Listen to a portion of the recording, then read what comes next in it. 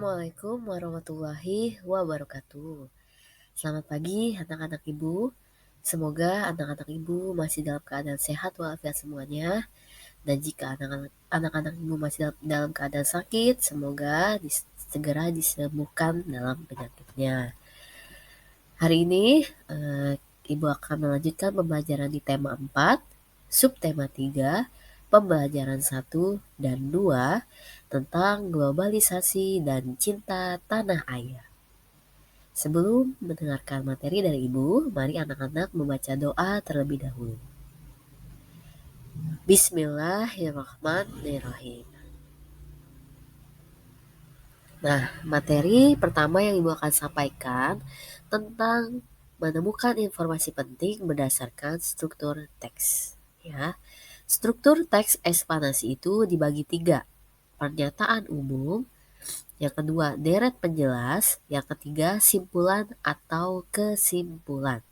Ingat anak-anak ya, struktur teks eksplanasi ada 3, yaitu yang pertama pernyataan umum, yang kedua deret penjelas, yang ketiga simpulan atau kesimpulan. Nah, bagaimana contohnya? Nah, ini contoh pertama, struktur yang pertama yaitu pernyataan umum. Pernyataan umum memuat topik atau permasalahan yang dibahas dalam teks. Nah, anak-anak perhatikan sebuah paragraf.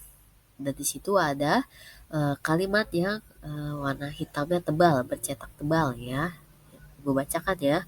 Kemajuan teknologi dan pendidikan di era globalisasi menjadi pemicu dalam pertukaran budaya di negara seluruh dunia. Nah, ini merupakan pernyataan umum dalam suatu teks ya, yaitu artinya memuat topik atau permasalahan yang dibahas dalam teks. Struktur yang kedua tentang deret penjelas. Deret penjelas yaitu berisi pernyataan pendukung, fakta, dan juga informasi-informasi yang mendukung topik utama. Nah, ini perhatikan paragraf. Ibu bacakan. Kini kita dapat melihat dan mempelajari kebudayaan dari seluruh dunia hanya melalui media internet tanpa harus pergi ke luar negeri. Nah, sampai akhir ya. Nah, kalimat yang warna hitam tebal ini merupakan contoh dari deret penjelas. Ya, nanti anak-anak bisa baca selebihnya ya. Ingat, deret penjelas itu berisi pernyataan pendukung, fakta, dan juga informasi-informasi yang mendukung topik utama. Ya, berarti adanya di tengah kalimat di tengah paragraf dalam suatu paragraf ya, kalimatnya ada di tengah-tengah. Ada di tengah suatu bacaan. Yang terakhir, simpulan atau kesimpulan. Nah, kesimpulan atau simpulan ini berisi hasil akhir dari uraian yang disampaikan pada bagian pernyataan umum dan juga deret penjelas. Nah, semua paragraf ini merupakan dari kesimpulan dalam suatu teks ya, berisi hasil akhir dari uraian yang disampaikan pada bagian pernyataan umum dan juga deret penjelas.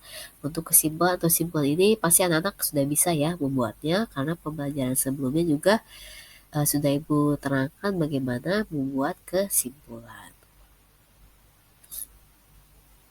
Nah, materi kedua mengenai menjelaskan sumber energi alternatif penghasil energi listrik. Energi alternatif itu artinya energi lainnya. Ya, anak-anak, energi lainnya selain energi yang kita gunakan pada saat ini untuk energi listrik. Energi alternatif itu dari mana?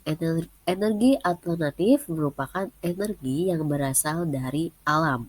Nah, ingat anak-anak ya, energi alternatif adalah energi yang berasal dari alam.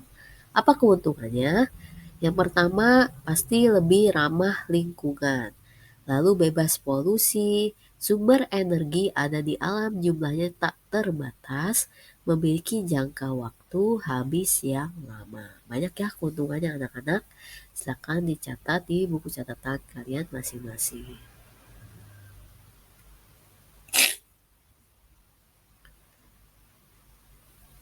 Nah, ini adalah salah satu contoh energi alternatif yang menghasilkan energi listrik, yaitu pembangkit listrik tenaga surya atau PLTS menggunakan sumber energi dari sinar matahari. Peralatan yang digunakan berupa panel surya, yaitu sebuah alat berbentuk lempengan logam yang mampu mengubah energi matahari menjadi energi listrik. Ya, anak-anak perhatikan gambarnya, itu contohnya dari panel surya ya. Materi selanjutnya tentang kerjasama negara anggota ASEAN dalam bidang ilmu pengetahuan dan teknologi. Kemarin anak-anak sudah belajar kerjasama negara anggota ASEAN melalui budaya ya, lalu melalui dari segi kemanusiaan, dari segi ekonomi. Nah, ini dalam bidang ilmu pengetahuan dan teknologi. Tujuan kerjasama ASEAN dalam bidang ilmu pengetahuan dan teknologi untuk meningkatkan sumber daya manusia yang memiliki kualitas dan daya saing dunia. Apa contohnya? Contoh kerjasama negara anggota ASEAN dalam bidang ilmu pengetahuan dan teknologi. Nah, ada 3. Catat anak-anak ya. Yang pertama, deklarasi penguatan kerjasama pendidikan yang dilaksanakan pada KTT ASEAN ke-15 tahun 2009. Yang kedua, kerjasama yang bertujuan untuk meningkatkan jumlah tenaga ahli ASEAN. Yang ketiga, pertukaran pelajar antar negara ASEAN dalam program studi mobility serta ASEAN University Network. Nah, ini bisa catat contoh dari kerjasama negara anggota ASEAN dalam bidang ilmu pengetahuan dan teknologi. Materi selanjutnya tentang sikap positif terhadap keberagaman kegiatan ekonomi. Ini Ibu sudah ulang-ulang ya. Sikap positif artinya sikap yang baik ya. Sikap positif dapat ditunjukkan dengan bangga menggunakan barang buatan dalam negeri. Tentunya itu ya. Lalu menggunakan barang buatan dalam negeri dapat meningkatkan perekonomian masyarakat sehingga mendorong pelaksanaan pembangunan nasional secara cepat. Nah, anak-anak, jika anak-anak menggunakan atau bangga barang-barang buatan dalam negeri, buatan Indonesia, itu artinya anak-anak sudah membantu perekonomian yang ada di Indonesia, masyarakat Indonesia ya. Itu sudah baik, artinya sikap yang positif. Nah, materi terakhir tentang syarat brosur yang baik. Nah, bagaimana nih syarat brosur yang baik? Yang pertama, judul yang terdapat di dalam brosur berukuran besar dan mudah terbaca oleh pembaca. Yang kedua, tulisan di dalam brosur jelas dan mudah terbaca oleh pembaca. Yang ketiga, bahasa yang digunakan dalam menyampaikan informasi mudah dipahami dan diingat. Yang terakhir, gambar yang ada dalam brosur berkaitan dengan isi atau topik brosur. Jika anak-anak pernah melihat brosur ya, lihat baik-baik apakah brosur tersebut sudah memenuhi syarat brosur yang baik. Ini boleh dicatat di buku catatan kalian masing-masing ya anak-anak. Nah, itu saja materi yang Ibu sampaikan pada pembelajaran 1 dan 2 pada hari ini. Semoga anak-anak Ibu bisa memahami dan mengerti.